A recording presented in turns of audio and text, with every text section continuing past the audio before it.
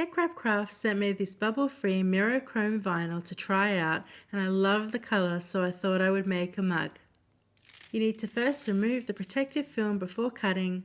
I cut using the premium vinyl setting with more pressure, and it seemed to do a great job kiss cutting all the way through the vinyl.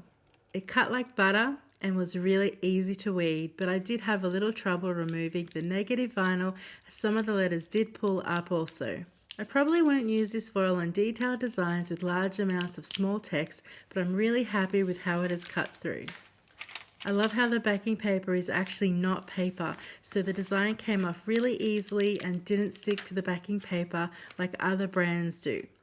The vinyl transferred to the mug with no issues and most importantly, no bubbles.